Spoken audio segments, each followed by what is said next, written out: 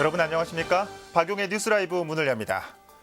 내년부터는 서울숲이나 남산, 월드컵 공원 등이 음주청정 지역으로 지정됩니다. 음주 피해 발생 시 과태료 10만 원이 부과되는데 문제는 음주 자체는 제재 대상이 아니라는 겁니다. 건전한 시민의식이 동반돼야 하겠죠. 자, 12월 19일 박용의 뉴스라이브 지금부터 시작합니다. 오늘의 헤드라인입니다. 중랑구의회가 의원 간 대립으로 파행을 거듭하고 있습니다. 양당 대립 속에 내년도 예산안은 안개 속입니다. 민간에게 위탁받은 기부 체납 시설들이 자치단체의 허술한 운영으로 엉뚱한 용도로 사용되거나 방치되고 있습니다. 송파 산모 건강증진센터가 운영하는 산후조리원이 국내에서는 처음으로 KS 인증을 받았습니다. 어젯밤 노원구 상계동의 한 종교시설에서 불이 나 연기를 마신 30대가 병원으로 옮겨졌습니다.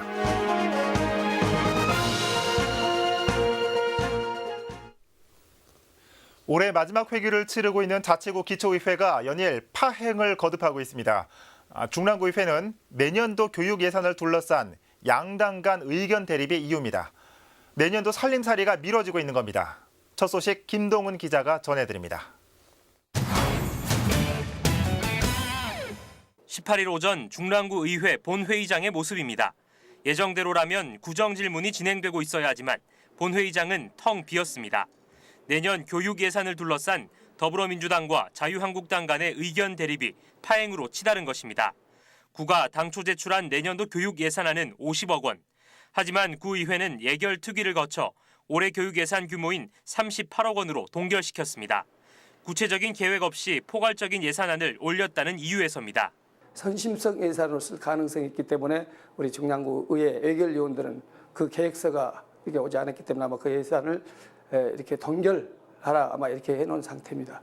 의회 파행은 저는 적절치 않다고 봅니다. 지금은 그 일반 상임위원회에서 그다음에 특위를 거쳐서 본회의장에서 예산이 모든 게 성립이 됩니다. 근데 아직 예산이 통과도 되지 않았는데 중랑구 의회 회의 규칙을 어겨가면서 자유한국당 의원들께서 프랑카드를 걸고 이렇게 정상적인 의사 진행을 방해하는 것은 적절치 않다고 보고요. 자유한국당 측은 더불어민주당 측이 다수당의 지위를 이용해 교육 예산 12억 원을 근거 없이 삭감했다고 주장하고 있습니다. 교육 예산은 미래 자원에 대한 투자임을 강조하며 4대 3의 수적 우위로 진행된 예결 특위의 결정을 받아들일 수 없다는 것입니다. 12억이라는 예산을 깎아버린다는 것은 있을 수 없는 얘기다. 대한민국의 미래를 포기한다는 논리인 것 같다. 이런 말씀을 드리고요. 구청장이 자유한국당이기 때문에 일을 할 수 없게 만드는 것과 같다. 지난 금요일에 이어 이틀째 파행을 겪고 있는 중랑구 의회. 구정 질문은 19일로 연기됐고 양당의 대립 속에 내년도 예산안 처리는 여전히 안개 속입니다.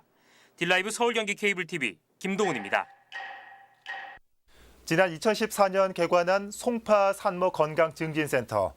이곳에서 운영하는 산후조리원은 민간에 비해 비용이 저렴하기 때문에 많은 산모들이 찾고 있습니다. 이곳이 산후조리원으로는 최초로 KS 인증을 획득했다는 소식입니다. 서정함 기자입니다. 지난달 말 출산한 산모 김수진 씨. 산후조리원을 알아보다 구에서 운영하는 산모건강증진센터의 산후조리원을 선택했습니다. 저렴한 비용과 여러 프로그램들이 마음에 들었기 때문입니다. 게다가 최근 KS 인증 마크를 획득해 더욱 믿음이 갔습니다. 원래 산후조리원이 다른 데는 정말 비싸요. 그래서 경제적으로도 혜택이 좀 많은 편이고요. KS 인증이라고 하면은 믿을 수 있다는 거잖아요. 그래서 좀 더 신뢰가 가고. 송파 산모건강증진센터가 KS 인증을 획득했습니다. 산후조리원이 KS 인증을 받은 것은 민간을 통틀어 국내 최초입니다. 시설과 서비스 품질 등 KS 인증 심사 기준에 따라 19개 항목을 모두 통과했고 2차례 실시한 현장 평가도 마쳤습니다. 군은 이러한 KS 인증에 힘입어 아이 낳기 좋은 환경을 만드는 데 노력하겠다는 입장입니다. 전국 최초로 인정을 받은 만큼 이 분야에서 우리가 롤 모델의 역할을 철저하게 할 것이고 그리고 또 직원 교육 강화라든지 서비스나 여러 가지 시설물들을 많이 개선을 해서 산후조리원 신청은 매월 마지막 주 수요일 오전 9시 홈페이지를 통해 접수하며 송파구 소재 산모에게 우선권이 부여됩니다. 딜라이브 서울 경기 케이블 TV 서정함입니다.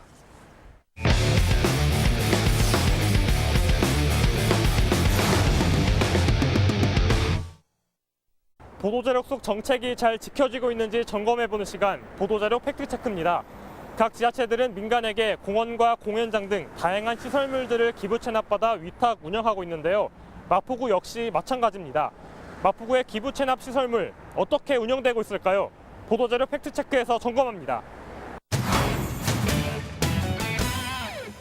마포구가 지난 2012년 한 기업체로부터 기부 체납받은 공연장입니다. 홍대 젠트리피케이션 방지 대책의 일환으로 문화예술인들의 공연 장소를 지원하기 위해 조성됐습니다. 구가 소유권을 갖고 민간의 위탁 운영을 맡기는 방식. 하지만 현재 진행되는 공연은 없고 공연장 입구는 폐쇄됐습니다. 공연장이 생기고 소음과 진동이 계속된다는 민원이 제기된 겁니다. 공연장으로서 적합하지 않은 곳이었지만 구가 제대로 된 검토 없이 기부 체납받았다는 문제도 제기됐습니다. 공연장 들어오면서 용적률이 높아지게 돼 있어요. 그러면 그만큼 용도가 지하 공간의 공연장이면은 설계장치의 철골 구조가 아닌 다른 게 공법으로서 거기에 재어져야 되는데 민원을 피하기 위해 지금까지의 공연은 대부분 주말에 진행됐고 최근에 이뤄진 공연은 전무합니다. 최근엔 언제까지 공연이 있었어요? 없었습니다. 최근에는 없습니다. 올해도 없었어요. 올해도 없다고. 최근에는 위탁업체와의 계약이 끝나 새로운 위탁업체를 선정하려 했지만 두 차례에 걸친 입찰에서 모두 유찰됐습니다. 구가 보수를 하려 해도 10억 원 이상의 비용이 필요해 최근 이곳을 사무공간으로 활용하는 방안이 논의됐습니다. 결국 제대로 된 검토 없이 기부 체납받은 공연장이 사무공간으로 변경된 겁니다. 마포구가 아파트 단지로부터 기부 체납을 받은 또 다른 장소입니다. 구가 기부 체납을 받을 당시에 이곳에 여성센터가 들어오기로 협의됐지만 현재는 화장품 등을 판매하는 사후 면세점이 들어와 있는 상태입니다. 원래 목적이 거기가 노예자 시설로서 여성센터로 들어가기도 했거든요. 그거는 이제 2012년에 마포구가 여성 친화 도시로 인정받으면서 약속했던 부분인데 그걸 안 지킨 거거든요. 결국 여성센터의 예상 관리비에 부담을 느낀 구가 관광업체에 위탁 운영을 맡긴 상황. 여성센터는 시작도 못하고 용도를 변경한 겁니다. 마포구가 지난 2015년 배포한 보도자료입니다. 구는 마포구 관광 활성화에 기여할 수 있는 관광 기반 시설을 확충하기 위해 관광 전문 업체에 공공시설물 사용 수익 허가를 내줬고 홍대 앞과 더불어 마포 관광의 랜드마크로 육성 지원하겠다고 밝혔습니다. 그렇다면 이곳은 현재 마포구 관광 활성화에 기여를 하고 있을까? 하지만 상품이 전시되어 있어야 할 전시장은 텅텅 비어 있습니다. 입점업체들은 지난 2015년 개점 이후 6개월을 채 버티지 못했다고 입을 모읍니다. 중국 사드 문제로 인해서 일단 중국 관광객들이 안 들어오는 게 가장 큰 문제죠. 그러다 보니까 여기 입주한 업체분들은 일단 판매를 할 수가 없으니까 빠져나가게 된 거고요. 그리고 이제 사드가 아직까지 해결이 안 되다 보니까 아직 이 매장이 이 상태로 남아있는 겁니다. 위탁업체가 다른 사업을 추진해보려고도 했지만 일부 입주 상인들과 보증금 등의 문제가 있어 이마저도 쉽지 않은 상황. 마포구는 민간업체 사이의 사안이기 때문에 관여할 수 없다는 입장입니다. 일단은 그거 저희가 어떤 사업을 해라 이렇게 강제할 수는 없는 거고 일단 거기서 일단은 사용을 하고 있기 때문에 거기서 일단 어떤 계획을 세우시면 저희가 일단 그거를 검토하는 단계이지 저희가 어떤 식으로 강제를 할 수는 없는 상황이거든요. 마포구는 공연장과 사후면세점에 들어선 건물의 용적률을 완화해주면서 두 곳으로부터 기부 체납을 받았습니다. 하지만 당초 계획과 달리 용도가 바뀌면서 현재는 방치되어 있는 상황인데요. 기부 체납이 단순히 건축 허가를 완화해주는 장치가 아닌 만큼 지자체도 기부 체납받은 공간을 제대로 운영해야 할 의무를 갖고 있습니다. 지금부터라도 기부 체납받은 공간을 제대로 운영할 계획을 세워야 할 것입니다. 보도자료 팩트체크 오신영입니다.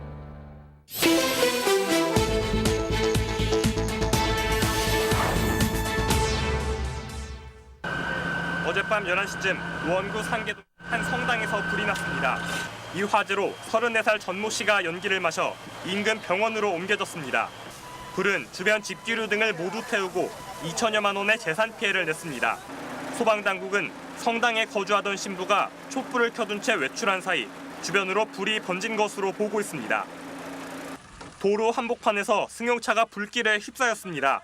어제 오전 9시쯤 강남구 테헤란로에서 주행 중이던 승용차에 불이 나 차량 엔진룸이 모두 불에 탔습니다. 이 화재로 인명피해는 없고 4천만 원의 재산 피해가 났습니다. 구조대는 정확한 사고 원인을 조사하고 있습니다. 뉴스라이브 사건 사고였습니다.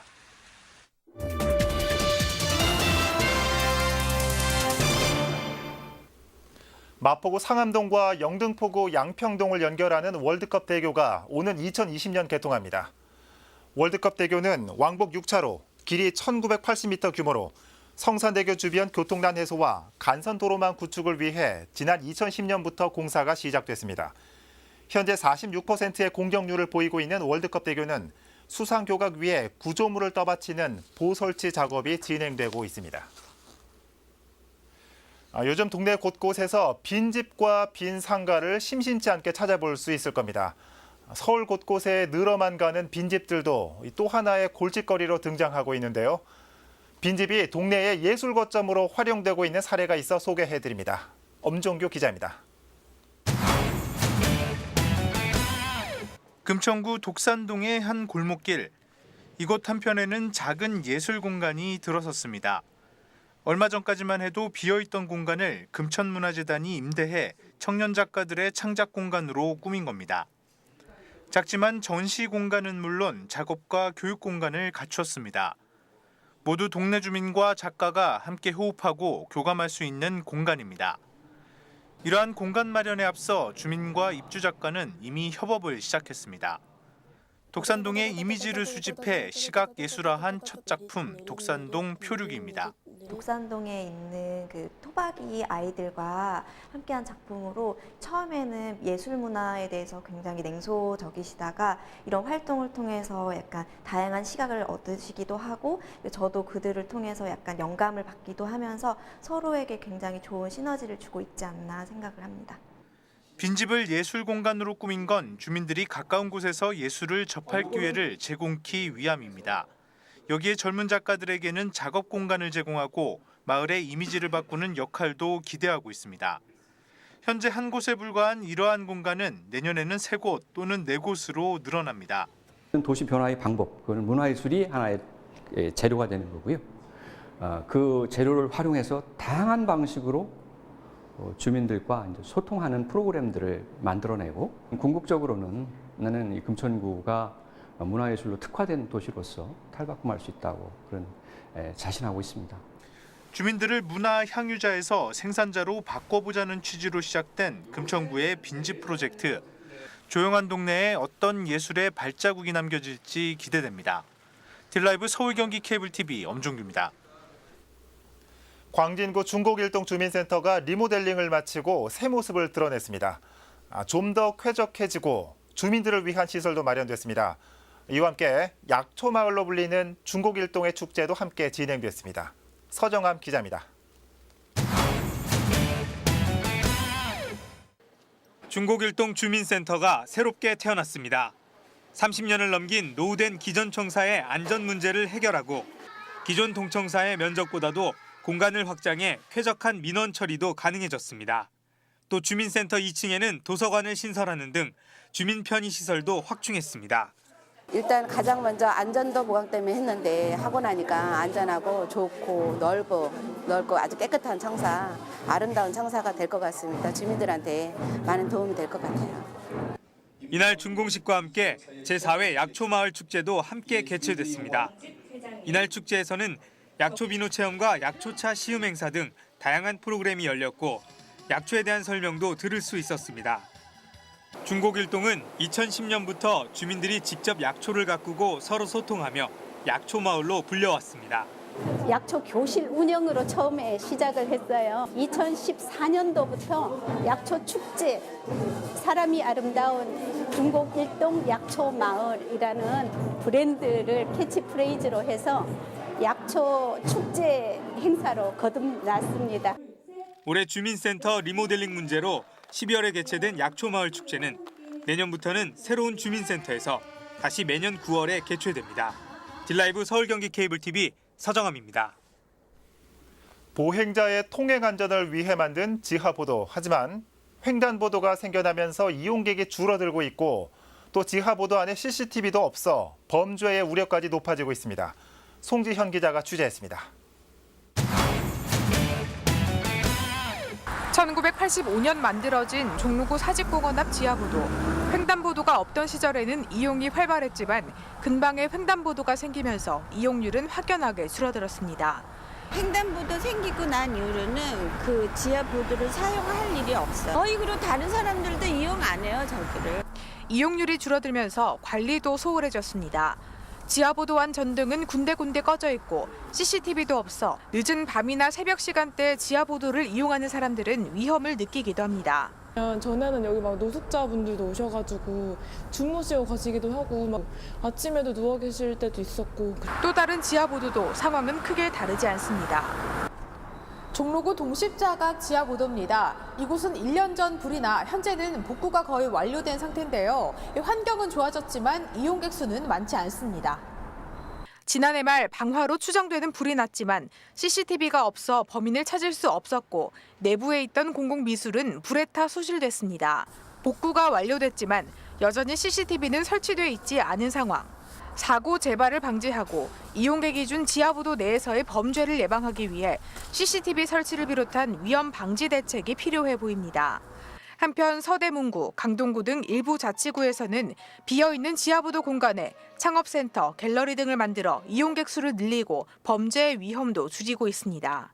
갤러리라든지 어떤 그런 양쪽이 백 아니면은 이 계단 여러 가지로 좀 그런 공간을 좀 활용해서 우리 주민들을 위해서 보행자들의 편의를 위해 만들었지만 시간이 갈수록 애물단지로 전락하고 있는 지하보도. 범죄의 위험도 줄이고 비어있는 공간을 효율적으로 활용할 수 있는 자치구의 대책이 필요해 보입니다. 딜라이브 서울 경기 케이블 TV 송지현입니다. 마리 로랑생은 프랑스를 대표하는 여성 작가입니다.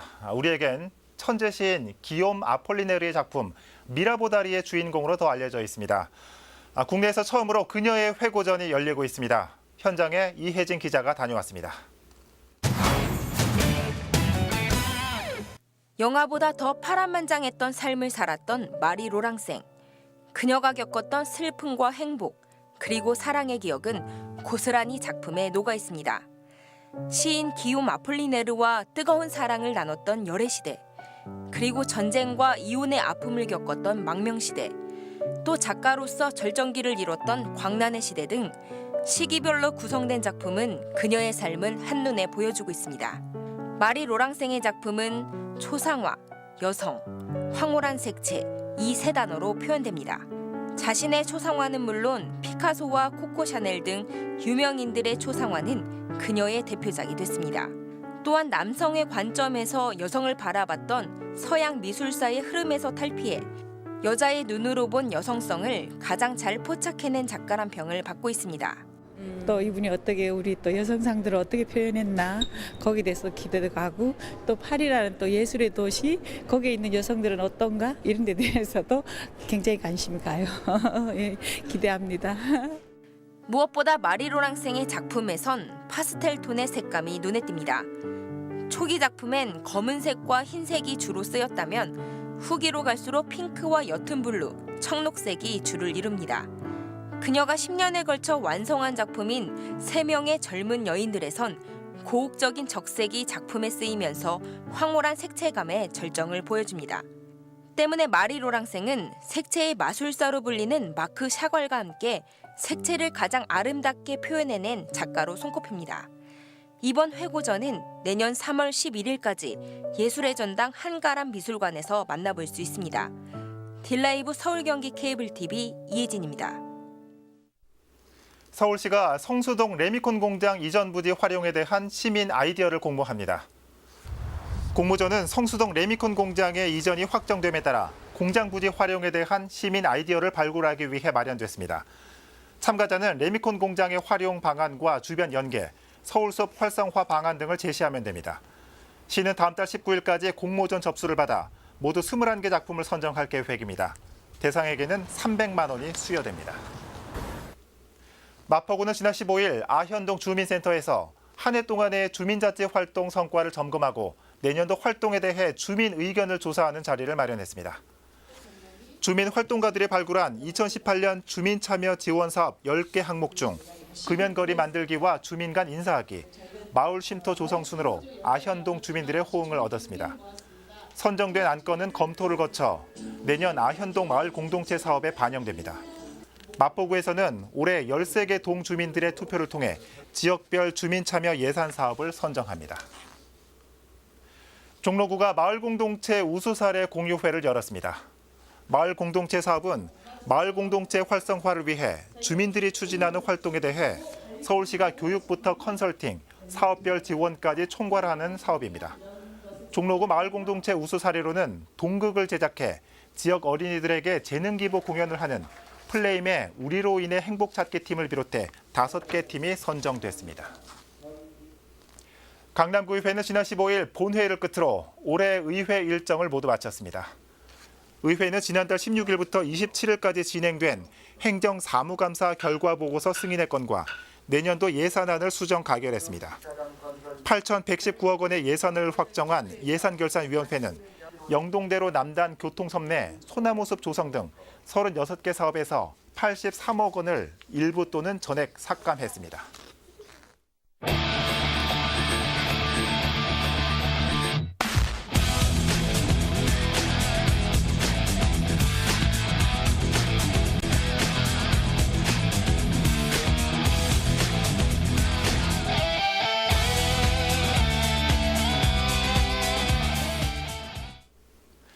어제 한 아이돌 가수가 스스로 목숨을 끊는 안타까운 사고가 있었죠.